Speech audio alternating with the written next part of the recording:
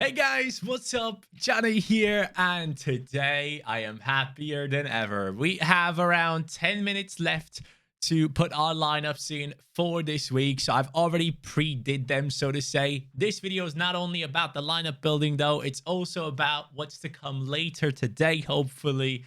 We are in for some rewards. I'll show you guys in a second. Now, as always, guys, thank you so much for tuning in. I appreciate you guys joining in into this passion project of mine that Sorare has become something that has completely changed my way of enjoying football. Thank you so much for joining in. If you do enjoy the videos, support them by hitting that like button. And also, if you do want to join Sorare, use the link in the description down below, because once you do use that one, once you sign up immediately right after, I am your affiliate.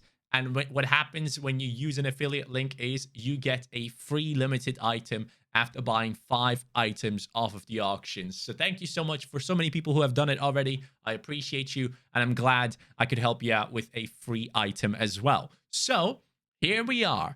10 minutes to go. Lineups are ready to roll. Guys, this is what we have for this week. I have 2 teams for midweek. I don't know how I managed to do it, but I do have 2 rare teams for this midweek.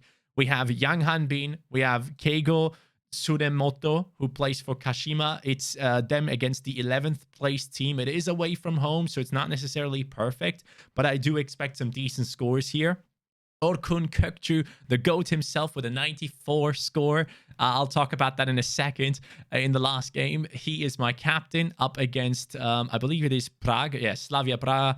And then Sinistera, obviously the same, plays for the same squad. And then Ayasa Ueda is going to be back into the starting lineup for Kashima, I assume, since he scored coming off the bench. So that is my all-star lineup. I'm excited for it. Seoul playing at home could be a good score for our goalkeeper. This could genuinely be a reward-winning team based on the players we have in there who are very much capable of getting really high scores. That is the team that I personally have more faith in.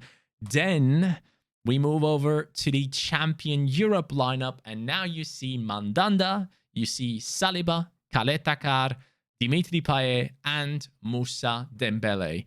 All of which of the players, on the outfield players, have reached above 65 points in the last game. 70 on Saliba, 69 on Kaleta, 68 on Dimitri Payet, 74 on Dembele. So I am sending players into this who look to be in great form.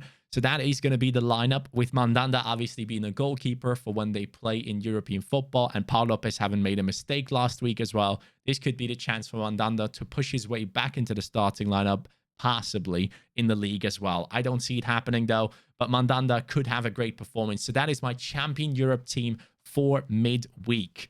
In the comments, I don't think I've put a team in, so let me just quickly see if I can put one in. We have Alisson, we have Pavard, we have, Lindström. Ooh, that's a tough one. Oh, Lodero is back playing for Seattle.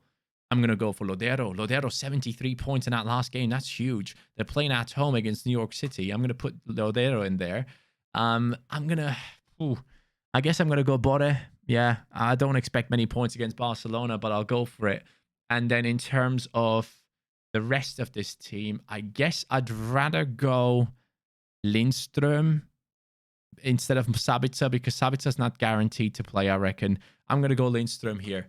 That is going to be the lineup for my comments this week, guys. I'm going to be going ahead and captaining Pavard. Actually, no, let's not captain him. Let's captain Lodero, who's supposed to be a big player for Seattle, and they are playing in a big game. So I'll go ahead and choose him as my captain. So those are my teams done. Let's talk about what's going to happen later on today. Let's talk about this right here. Guys, SO5 results, very promising. Rewards to be won as it stands. 2 tier 3 rares, and also the threshold on top. What a game week it has been. A 50% hit rate for my lineups, winning rewards. Let's start off right here. My game week started off with a horrible result from Mazraoui. He came in with a terrible game against Groningen, getting 34 points, which is very, very sad to see, because Mazraoui has had great scores before, and all of a sudden the past 2 games he really struggled and lost possession too many times, just wasn't up to it as much as he normally would be. So I'm hoping he's going to be back to his good form very soon. But then after that, We had a 60 of Crepeau, who had a 4-2 win. One more goal and he goes down in his rating. So I'm glad it worked out. He made a bunch of saves, which is obviously great to see. Hariel, I'm very, very happy with. He got myself another 62-point game. He seems to be a very solid defender for the under 23s in the summer. And then Chicharito, basically, I had like these three having played, and then the next day it was going to be Hernandez, and then the day after Vitor Ferreira. So I watched Chicharito play. He was unbelievable, had an 85-point game for me, and I was like, nice. If Vitor Ferreira can get like 80 plus points, I'm in for rewards because he's my captain. So Hernandez gets the 85, and then Vitor Ferreira goes ahead and gets an assist for Fabio Vieira, who scored. Vieira on incredible form, by the way. This kid is someone I really want to buy next season to pair up with Vitinha.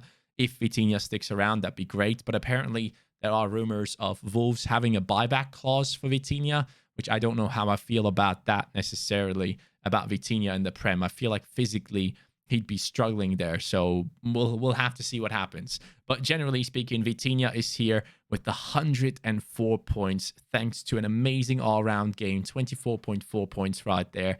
And on top of it, of course, the decisive. That puts me into a tier 3 rare. And it's not even a bad one, because the tier 3 rares start in 210th and they go down to 630th. We are at 336th at the moment, which should be a mid-level tier 3 rare. I'm looking forward to that. Very, very much looking forward to it.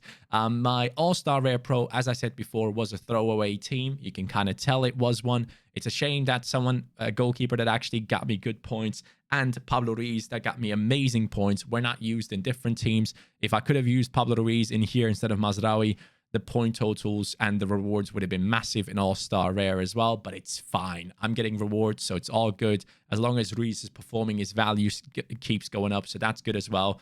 And then Champion Europe Rare, after a couple of minutes, Paul Lopez conceded a ridiculous goal. Kolasinac heads it back to Paul Lopez, who, the header was awful. The offensive player runs through, goes ahead and shoots from far out, and it rolls through Paul Lopez, his feet, his legs, I should say. So Kolasinac and Paul Lopez got an error led to goal, which hurt me so much because, guys, we missed out on a reward in Champion Europe Rare in a week where every single one of my outfield performers performed to the level that I expected them to. Saliba, Kaletakar, despite conceding 2 goals, have had incredible all-round games. Dimitri Payet got his decisive. He scored a penalty, gave the second penalty to Bamba Dieng to shoot because he's a youngster and he wants to build him up. I was so mad because that could have been another decisive, and that could have seen me, would have seen me in rewards as well. And then Dembele went ahead and scored 2 goals. And then sadly, in one of the last minutes, he missed a big chance. So a -5 right there. So even just that big chance missed, if that wasn't there, we possibly could have been in rewards, because we're only like 7.8 points away from rewards, which is really painful to look at, because how many times am I going to have all 4 of these guys performing? The goalkeeper completely ruined me. And I like Paul Lopez, man. I think he's a great goalkeeper, so it really sucks that that happened. But hey, we have another team that was basically the team that I had my most faith in. Here's the thing. He had a clean sheet until, yes, you guessed it, 90th minute. The Kaiser conceded in the 90th minute again, and I lost my head. I was so happy about him having a clean sheet, and then everything fell apart. So he came down 31 points. I had Tsunemoto and Ueda play before.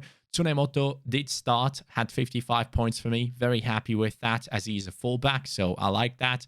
And then Ueda came off the bench and scored and turned the game around, basically, for Kashima to win it in the end. So I'm very, very happy with that. Kirkchu had his best all-round game ever.